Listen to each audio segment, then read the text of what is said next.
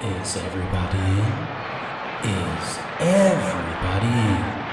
The show is about to begin.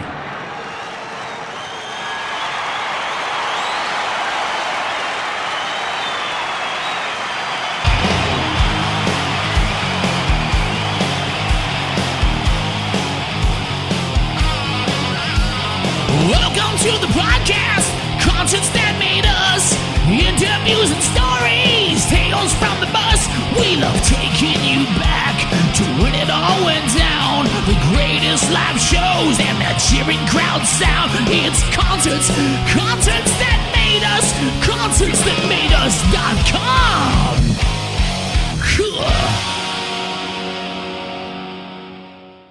Frank Fletcher, you're very welcome to Concerts That Made Us. Thank you for having me.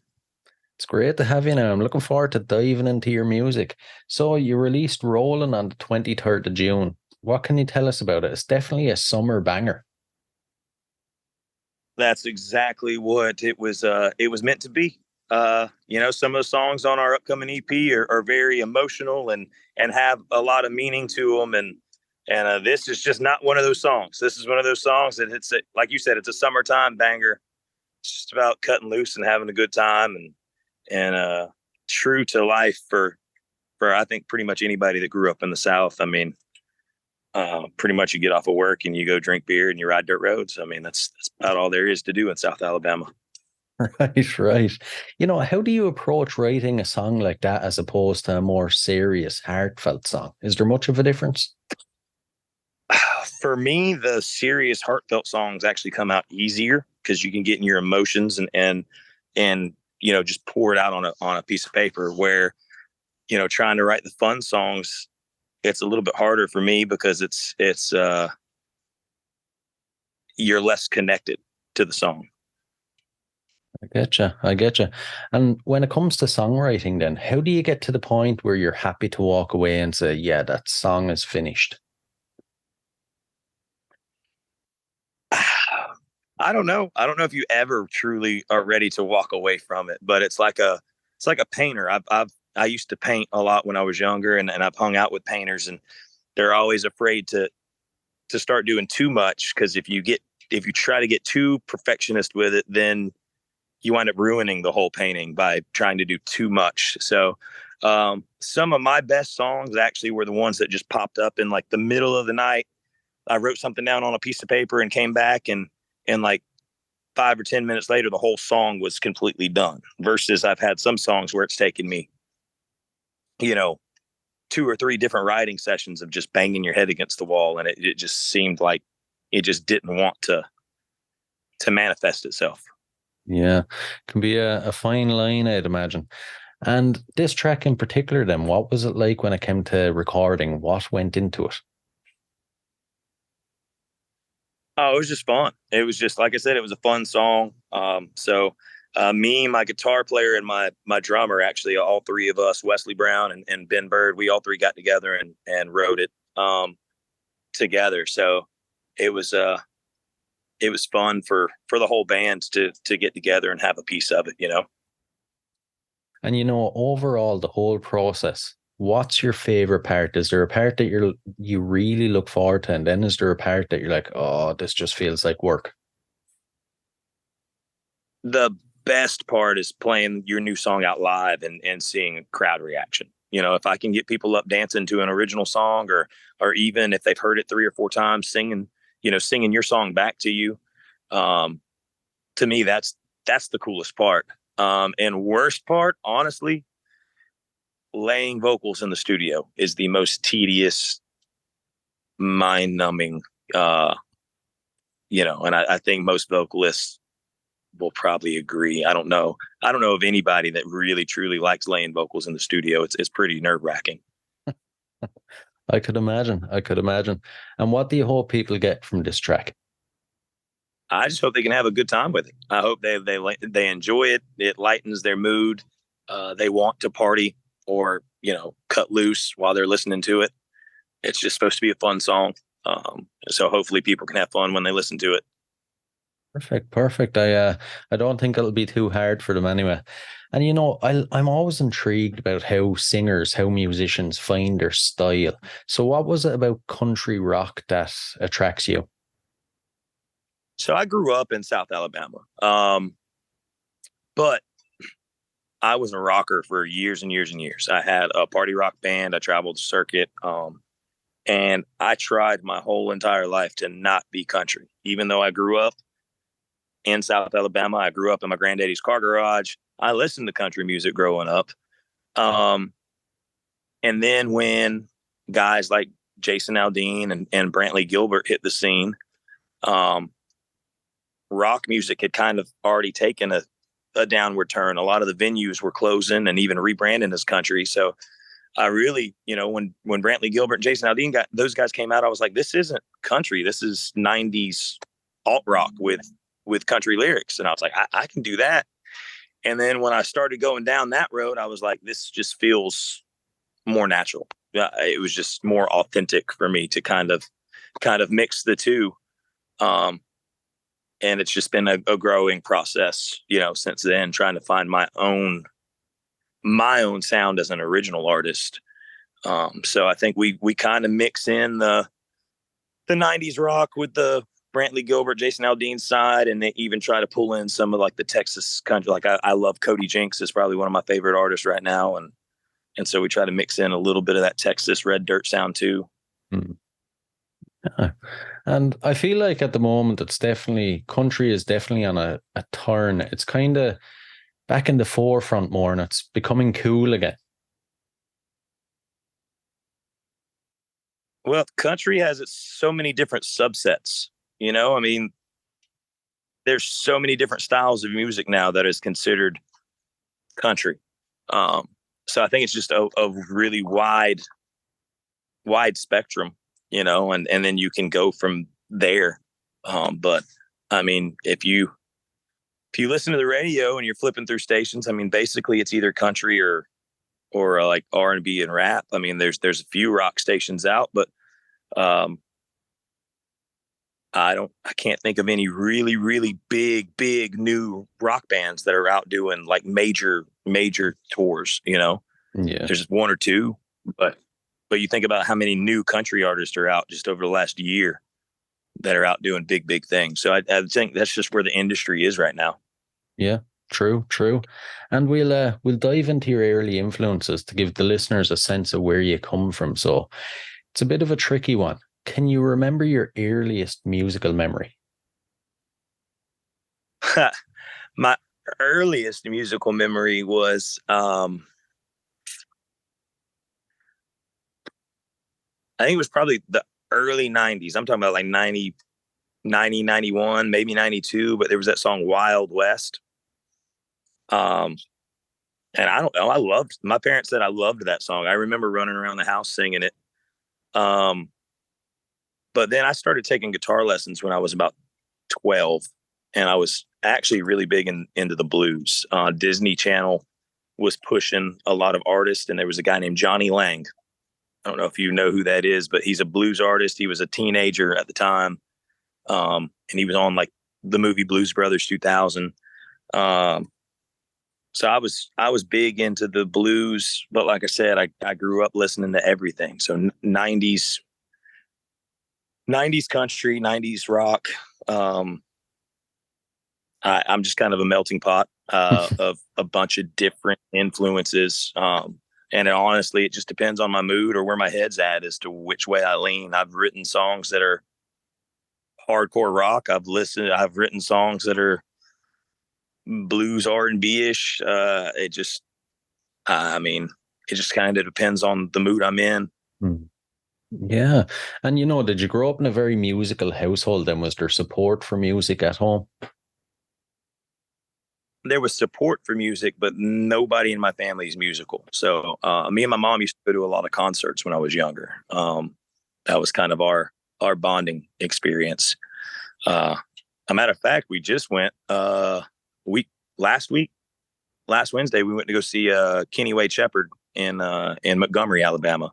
So that was the first time we've got to go to a concert together in a good long while. But it was cool to have a mom date night and go to a concert like old times. Yeah, yeah. It's a nice segue. Out of all the concerts that you've attended, what ones would you say have made you? Stage presence wise, like I said, I was a rocker for a long time. I got to see Creed, Seven Dust, Kid Rock, and Metallica in concert when I think I was probably 14. Wow. And that one has always stuck out. One of the craziest shows I've seen that's always stuck out in my head was I got to see Cher in concert. And that was like a Las Vegas show. You know, I mean, it was crazy. She had people flying over her head and, 15 costume changes and stuff. So that was pretty awesome. But I mean, here lately, we've been really blessed to get to open or be on the same ticket with a bunch of these bigger national acts and stuff like that. And, the respect that I have for it now, doing what I do and getting to see that is pretty cool. Yeah, yeah. And when you're playing with guys like that, what do you learn?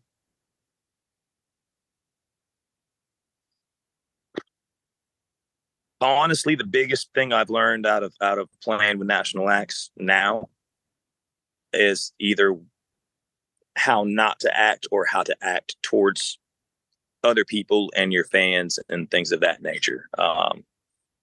I've always been extremely grateful for anybody that comes to see us play, because I realized that if we didn't have support from our fans and family and friends, we wouldn't have a career. I've seen some of these guys that have forgotten that along the way. And just in my opinion, it's not a good look. No, not at all. Not at all. Now, I'm really looking forward to this. For any listeners that haven't caught one of your shows, what can you tell us about it? Give us the full experience if you can. We are extremely high energy, extremely crowd interactive. And you cannot come to one of our shows and not have a good time unless you're just trying to not enjoy yourself. Right. And out of all the gigs you've played in your career, is there one that you revisit as maybe the best experience you've had? I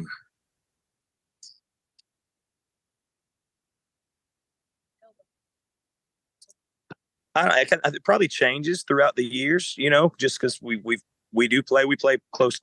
play anywhere between 180 to 230 shows a year. So, trying to narrow it down to one is crazy. But last year it was really cool. We're getting ready to head up to Sturgis for Sturgis Bike Rally here. Matter of fact, we leave Thursday. We're going to play in Minnesota first and then go ahead and go on up to Sturgis. But last year, Big and Rich was in concert in Deadwood, South Dakota, and we were playing a bar right around the corner.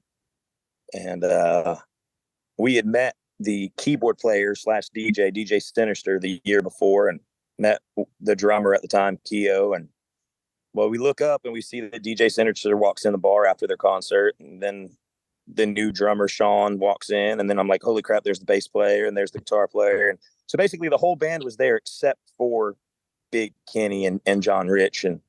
And we actually let them get up on stage and they played 3 or 4 songs, and we hung out with them, and that was definitely a cool experience. It's cool to see guys that are at that level that are willing to come hang out and just that old school jam session kind of style. It was fun. That was a cool experience. Yeah, that's hard to beat now.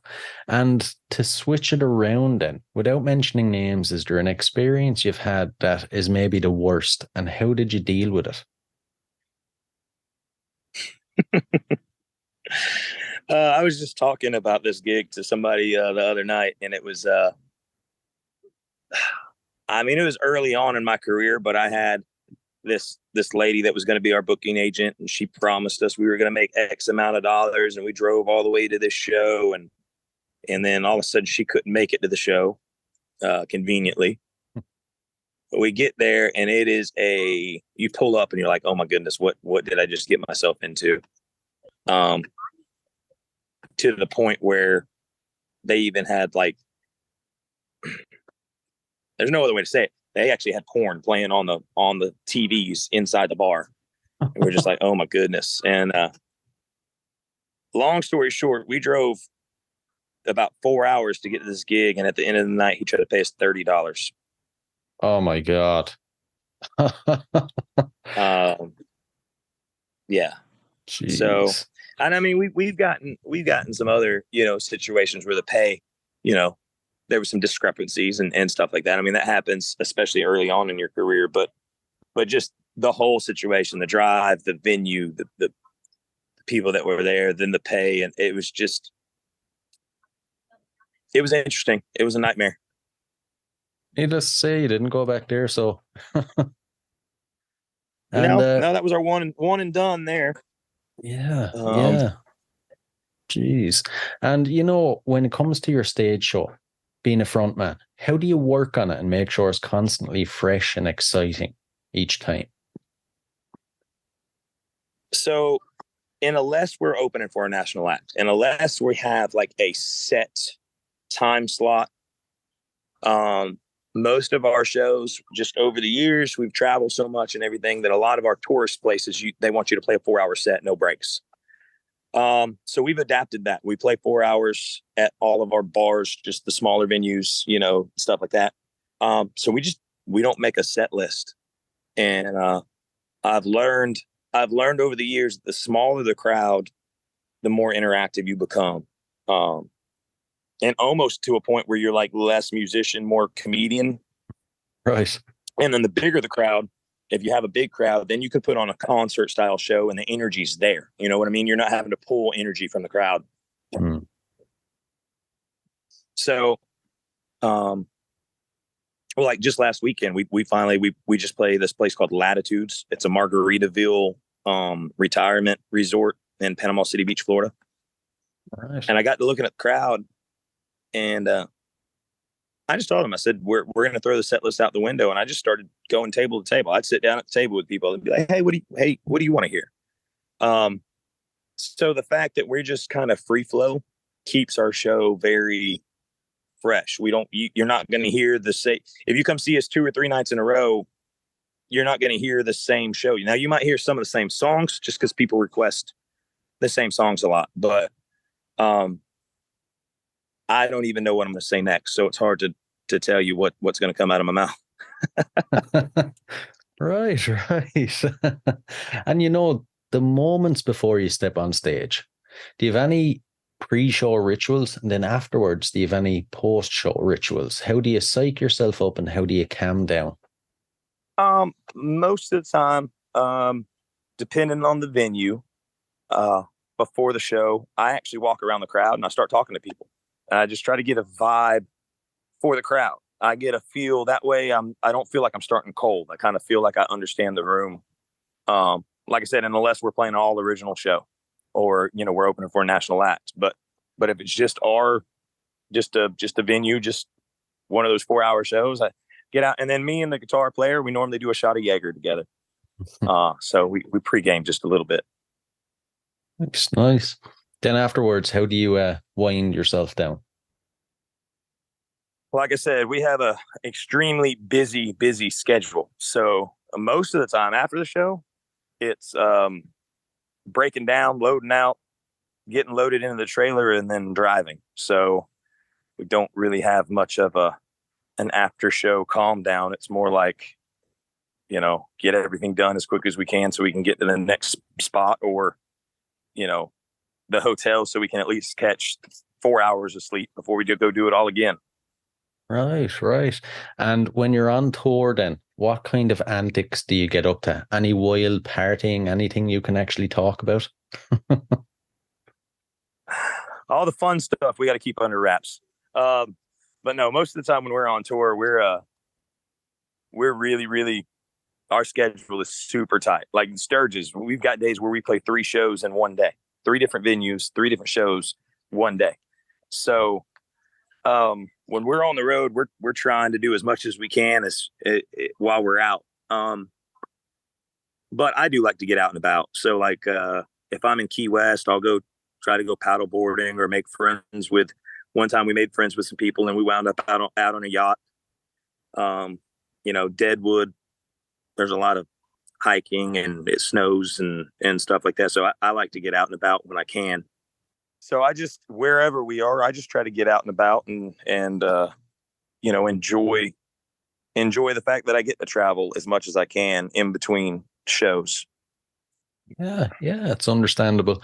And something I'm always intrigued by is, you play probably the show of your life on a Friday night. You wake up Saturday morning. It's kind of back to reality. How do you deal with the feelings? Luckily, we are super busy, so it's just time to get ready for another show. But I actually have had quite a few Mondays where we've done like a Thursday through Sunday run, where it's just it's hard to get out of bed. It's hard to get moving, and it's just off the simple fact that our shows are 4 hours long and we are super crowd interactive and high energy. And so you do that for 4, 5, 6 days straight. And then you have a day of just downtime and nothing and quiet. And it's just dealing with all the other emotions that you shut off during that time. It's a bit of a culture shock, I'd imagine. Yeah. Yeah. And, when it comes to your career, then how do you measure success? When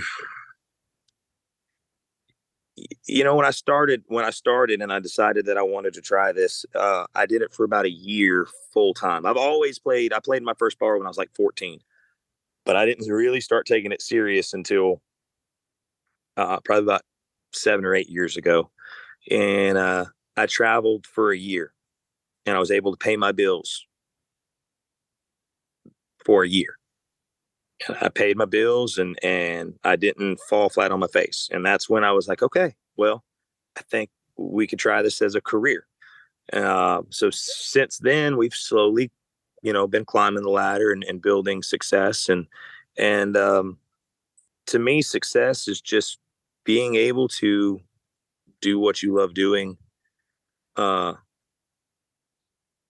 on a daily basis and being able to take care of yourself, provide for yourself doing it. Having a fan base and people that support you, just help make you realize that you're on the right track and you're doing things right. Yeah. And, is there any items on your bucket list, or is there any achievements you want to make sure you hit along the way? Actually, this trip to Sturgis, I'm actually getting to, and I couldn't say it earlier because the contract, the ink wasn't dry yet, but we finally booked Full Throttle Saloon, which is a big deal for Sturgis. And they actually have a TV show that I grew up watching. I'm a biker myself. I ride and I religiously watched that show when it was out. And I actually think that they just started recording last year for a new series. So I think it's back out, but getting to play Full Throttle Saloon is definitely a bucket list check mark that we're getting to take care of. But other than that, I'm grateful for any opportunity that I get, and we're happy to just be climbing the ladder and building success as we go. Right. Geez, man, that sounds so exciting. I actually wish I was over there to go to it. Yeah. And, before we dive into the last couple of questions, then, what's your future plans for the rest of the year? Anything big coming up you can tell us about? Well, this run is probably going to be our last big run for the year. I do think that we've got some more shows where we'll be opening for some national acts. The contracts are still in the works, so I can't really say too much, but about this time of year, I already start looking toward next year. So I'll be for the rest of the year, I'll already start booking for next year. Start trying to build for that. Cool. Right, we'll dive into the last few. There are a few interesting ones, but we'll start you off easy. If you didn't work in the music industry, what would you be doing? I grew up in my granddaddy's car garage, so I would probably be turning wrenches, tires, brakes, front end alignments, that type of stuff. Right. And if you could see any musician from history in concert for one night only, who would it be? Whoa. That one's rough. There's so many. Yeah. There's so many. I would almost have to say probably Elvis, just for the fact of what he did for the industry as a whole. Can't argue with that. Can't argue with that at all. And this is an odd one now. If you had to spend 24 hours locked inside a room with any musician from history, who would it be?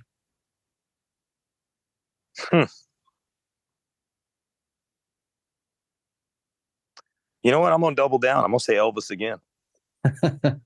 Right. Good one. I wouldn't mind spending that 24 hours with him myself. And the final one, so what song would appear on the soundtrack to your life?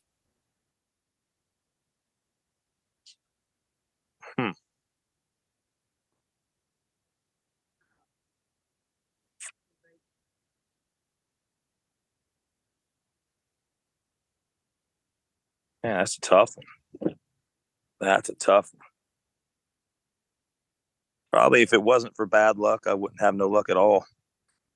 Right. Perfect. So listen, Frank, it's been a blast now. I've really enjoyed chatting with you. Yes, sir. Thank you for having me.